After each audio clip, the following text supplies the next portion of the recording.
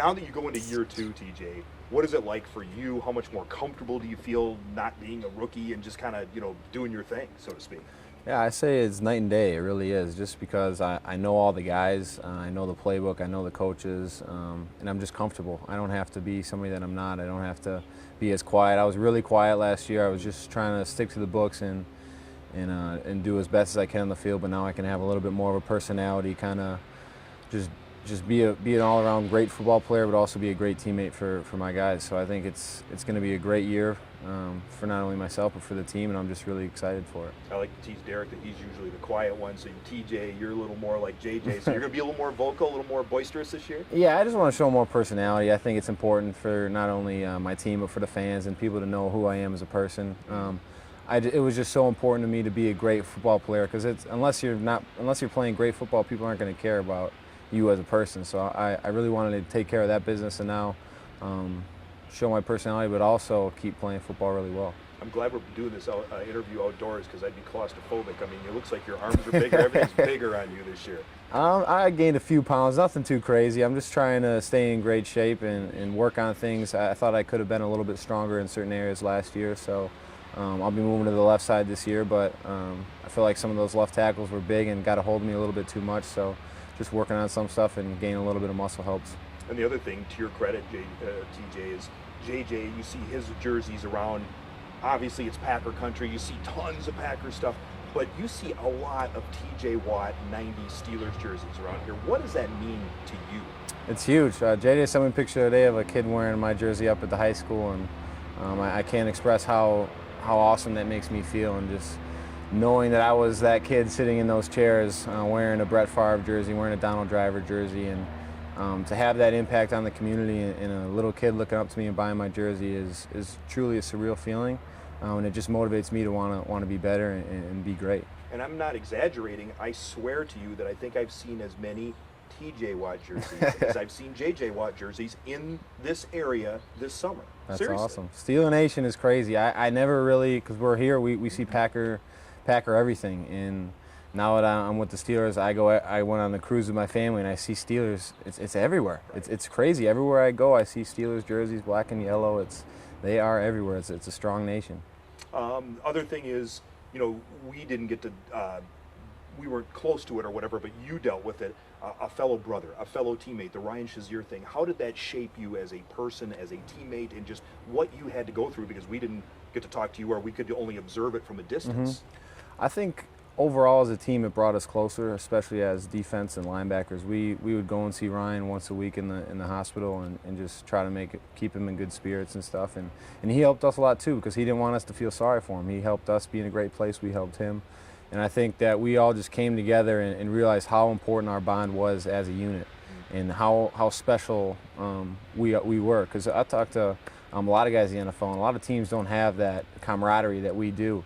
And I think going forward, having him around the building still and helping out it is only going to help us that much more. My dad raced race cars, so there was always like and your dad was a firefighter.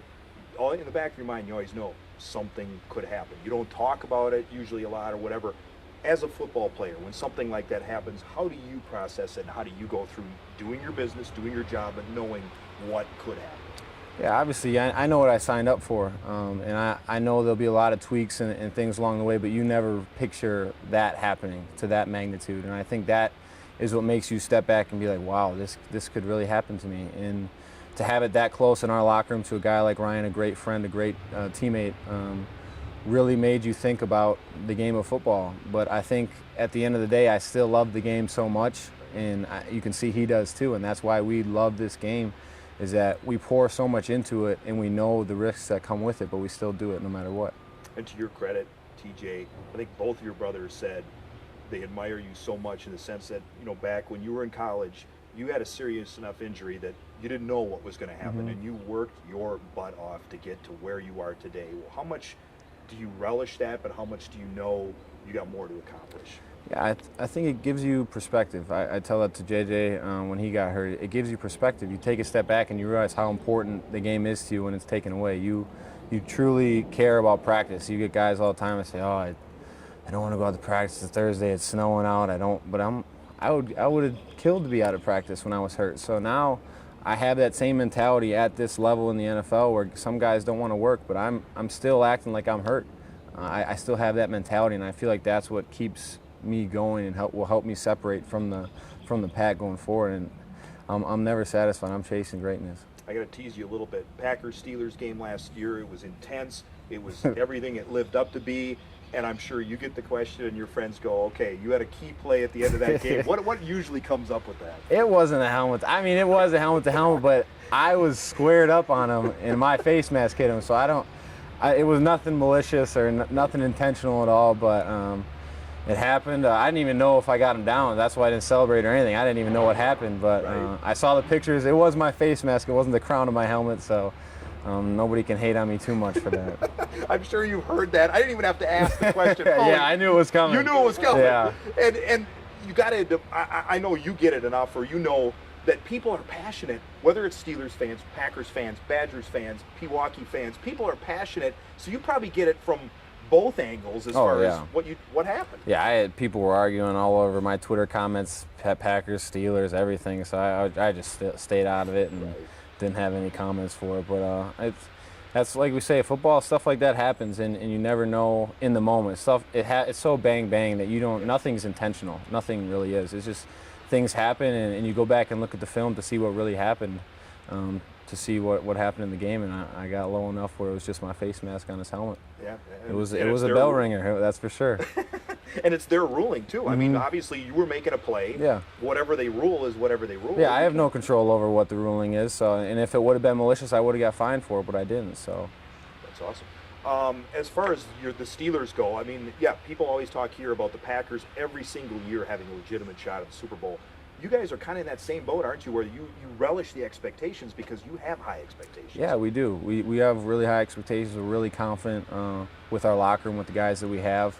I think our main focus this year as a defense is stopping the run, and I feel like if we can stop the run and get after the passer, we had 50-plus some sacks last year, a franchise record. So we can only control what we can control, and as a defensive player, stop the run, get after the quarterback, and I think that will carry us well into the playoffs. But we got to go out there and play well in the regular season first. And speaking of the Packers, I mean, obviously you'll always have a little bit of a connection with Vince, playing with him, with what happened in the draft. I'm not going to rehash that stuff, whatever. But how much do you hope for him being injury-free this year? And I can tell he's got a mindset of, I'm going to keep my mouth shut and I want to go out there and produce. Yeah, I'm all hopeful for Vince. I'm hopeful for every Wisconsin veteran. And just to see a guy go through an injury like that, I know he went through one in college, and to go through it again only makes him more hungry. And like I said with myself, he knows what he has to do, and I just hope that he goes out there and carries it out and goes out there and has a great season. Nobody wishes injuries on anybody. At this level, you don't want anyone to get hurt at any level in football, but it definitely gives you that different mindset and that mentality to kind of put everything else aside and say, I'm going to focus on football and be the greatest player that I can be because the window is so small. And when you're healthy, you have to go out there and attack every day like it's your last. You guys see him all the time because he's out at next level too, but Derek said last week, I didn't even ask him the question, and all of a sudden he just said, I'm happy for JJ because he's, not that he needs to be motivated, but he's got a lot to prove and he is looking great. What do you have to say about your brother? Yeah, he looks great. It's the same old JJ to me. We still compare film, we still talk diet, we still talk sleep, nutrition, all the little corny things that people like to say, but he's back, and I'm so excited to watch him play because he is back to sending the videos of him working out, back to sending the pictures of him looking jacked as ever, and people kind of I feel like people are forgetting about JJ the football player, and I think he is out to prove something special this year, and I can't wait to see it. That's interesting. And then also JJ, the off-the-field person, we haven't caught up with you since everything happened last year, and you being a part of it, and your mom and your dad with what they did at the high school. Now do you have time to fully process that when you're not, actively thinking football 24/7 to think, my word, what did we do for that whole effort last year? Yeah, I don't think I'll wait for this to pass. Oh, that's okay. Yeah, that's thank you for doing that. Is that good, Jay? Okay, go ahead.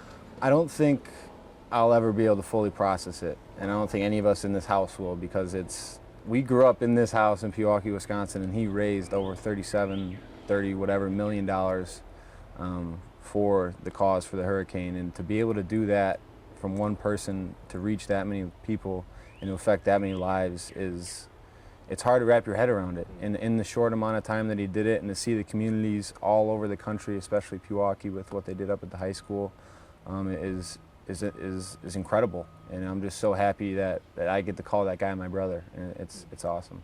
Now, the other brother, December 2nd, do you circle something like that? I know football can be a quirky thing or whatever, but how do you go about that?